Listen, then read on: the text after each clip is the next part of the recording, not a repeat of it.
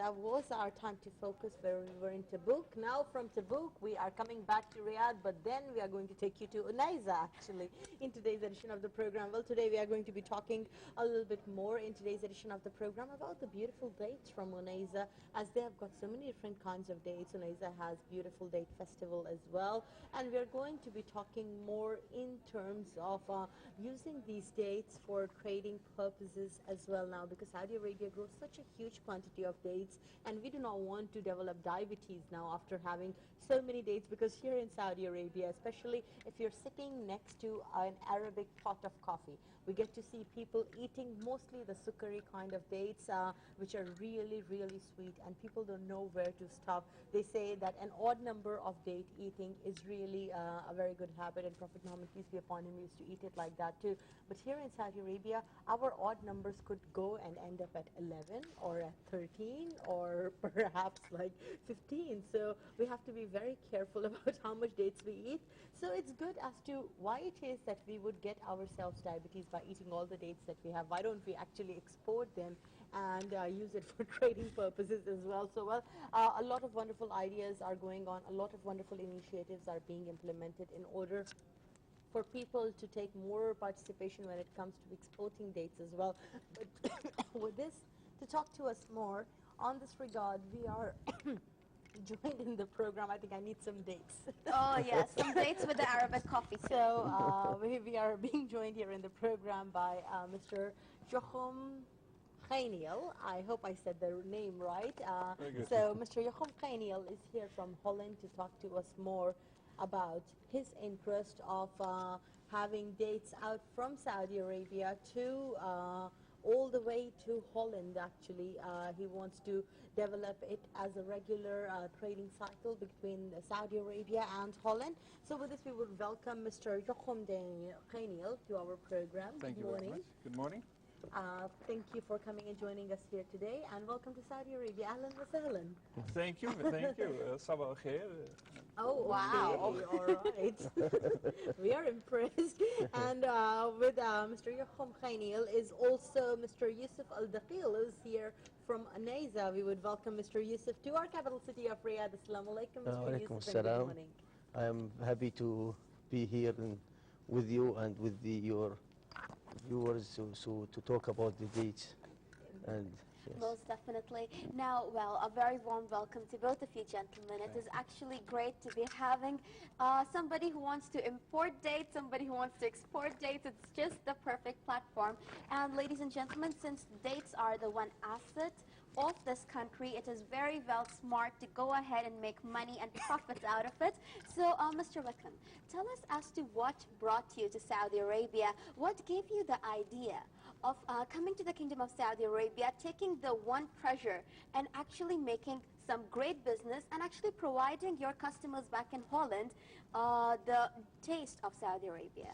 Well, it's like many things in life. It comes in coincidences. I met Mr. Yusuf a little while back, and he told me about his wonderful dates. I spoke about our flower market in Holland. Oh, yes. We have the biggest flower market in Holland. 60% of the flowers in Holland is traded worldwide. And worldwide means they also get traded between the Eurozone as well. It's not only in abroad. Holland. Yeah, so 60% of all the United flowers in the world come via Holland. So he told me about the Unaizah dates market and the wonderful dates that they sell there. So we shared some information about how to grow a market and how to export it. And we came upon the fact that in Holland you can only get the Majdoul, and I think that goes for most of Europe. You can only get the Majdoul date from Tunisia and Morocco. But I know it myself, and then Yusuf introduced me to the Unaizah dates, and I tasted it. I was sold. It's, I think, the best dates in the world, I must say. So then Mr. Yusuf and somebody from the municipality of Unaizah, engineer Hamed, visited us in Holland to look at how to grow their market. We went to the flower auction in Holland. And we came with some companies from Holland that actually worked also in the auction and in the market, the flower auction. We visited the Unaizah and we had a tour of the farms and the market, and then we decided to grow the business, so to import the dates from Unaizah and distribute them in Europe, to give also the people in Europe the opportunity to taste the Saudi dates, which I believe are the best dates. That's really wonderful. And I mean, earlier on I was talking about the stereotypes that we have, thanks to some of our media personnel who do not really care enough to dig in to find the truth. Well, anyways, but with this we get to see, I mean, dates of course have been grown here in Saudi Arabia for now such a long time, for centuries. They have always been synonymous with the kingdom and with this Arabic region as well. But Saudi Arabia is one of the top producers of very prime and high quality dates. And we get to see that how it is that they are actually being exposed now to the international markets as well. I mean, you're speaking about taking dates to Holland and as well as distributing them in the markets there, as well as earlier on in the program, it was just about last month, we had a businessman and he has started the palm date project here in Saudi Arabia, and plans to actually import dates in United States from the kingdom, and to have them like wrap them like candy and chocolates and distribute them in every neighborhood, in every store. So he wants massive distribution across the United States, and he's also doing a project where he is taking oranges from Hover and making Florida's very popular orange juice as well. So he was talking about the dates, that there is just one or two kinds of dates which are available in the United States, and they're not as prime as the dates that he got to taste over here. And he was apparently a very close friend of Prince Turki Al Faisal, so he got him in touch with the other right people around, and now they are actually really working on negotiating the deals. And so, and now you're talking about Holland, which is again a potential market when it comes to the Eurozone area. So of course, if the Saudi dates, or the dates from Unaizah more precisely, have their presence in Holland, they're likely to spread all around the Eurozone in no time as well. So that's really remarkable. But tell us, Mr. Jochum, a little bit about date eating habits in Holland or in Europe as you see it. I mean, you said that there are only the Tunisian dates which are available there. So do people actually eat dates? Do you have date products there in the markets? Well, in Europe, because I believe that we are not aiming ourselves only for Holland, also for Europe. There is a big Muslim community there, and so far they are eating, like we established, only the Mejdoul dates. So there is a big market for the Muslims in Europe, and I also think, and I hope this will happen, that the Europeans themselves, the non-Muslim, will start to learn more about the culture of eating dates. It's a very healthy fruit. It's a very healthy candy. So it's a bit, I remember when I was a little boy, I ate for the first time a kiwi, and a kiwi was not available in Holland. Nobody had heard of a kiwi. And then 20 years, well, I'm a bit older, 30 years later, 30 years later, you can get kiwis everywhere in Holland, and everybody eats kiwis. And I'm hoping the same will happen with the Saudi dates, because I brought a big box from Unaizah to Holland, and I shared it with all my friends and my family, and everybody loved it. Everybody enjoyed it. So we're actually hoping that apart from the Muslim community in Europe, also other people will start eating the dates. Inshallah. And well, the goals definitely seem to be set on the right grounds, and most definitely very soon we would be hearing the Hollandese forgetting all about Amsterdam, and they would start talking all about the Saudi dates, the Unaizah dates particularly. Now, coming to you, Mr. Yusuf, we understand that it is extremely important to know and recognize the fact that this kingdom has a lot of treasures. We need to understand that to sell it. Now, you have been trading, I believe, for a very long time. And taking the Saudi dates forward to Holland, to a businessman from Holland, to a potential man who can actually go ahead and bring you a larger market, way bigger than Unaizah can imagine on a local level. So how was it that you took the initiative forward? Were there any future plans, or was it just a mere reaction? You see, First of all, let me talk about the dates in general in Saudi Arabia. The government paid a lot of money to grow dates tree in the whole country.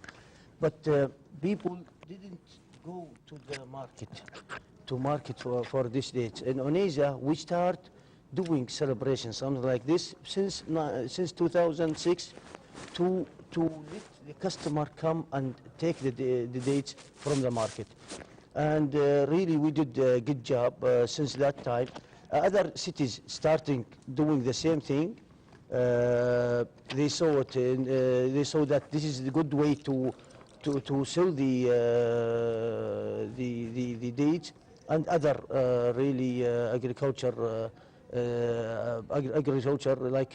like the flour in Taif.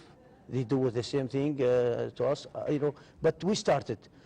Now, since last year, we entered in the internet, so people from all the world can see the dates, can see the Unaizah dates, and they can buy. Yes, we have a problem with the transportation, but at least we have it in internet, which is a good, really good marketing for this matter. We believe that the Dutch did a good job in marketing. You know, just imagine that the flower grow in Kenya and then go to Netherlands to sell to Japan. And this is good business, really. If we can, the dates grow in Saudi Arabia, so just we wanted to sell it either inside Saudi Arabia or outside.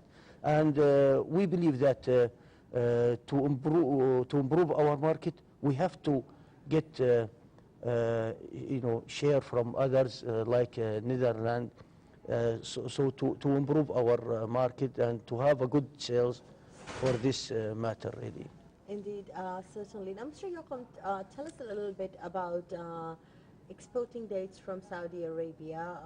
What do you see into it? Let's say, I mean, when we talk about a lot of products in terms of trading, especially when it comes to fresh products, people are very hesitant and they think many times before getting into a business as such, because of the product may get rotten, it may not get sold at the right time, or maybe during transportation something may happen to the product. Like, let's say if I want to open a big flower shop here for which I want to bring all the flowers from Holland, it would be a prime concern for me that these flowers would have a lifespan of not more than 1 week or so. So how do I bring them over? How do I keep them safe? How do I keep them beautiful? And how do I sell them at the same time, in time? But when it comes to dates, how is it? Especially when we have so many kinds of dates. There are dates which you could keep for years and years and nothing would happen to it. Or the fresh dates, how do you find the whole idea? Well, that's a good question. What we are doing is obviously not only importing the dates, we are also looking at how to grow the business in a way exactly like you're saying, that you can bring a fresh product from Unaizah within 24 hours to Holland, and from Holland to Germany or France or Spain for that matter. So this project is also about sharing information about how we have organized our flower market, to also help the people in Unaizah to grow their market in a similar way, to have cold stores to store the dates, and also to improve the logistics. In Holland, I believe about 1/3 of the world's tomatoes and cucumbers and chilies are distributed. So we have a very big distribution network, and this project is then also about getting that logistical knowledge into the Unaizah dates market, so that it will become easier for the people in Unaizah to sell the dates and distribute it not only to Holland, but for example also to the gentleman in Florida.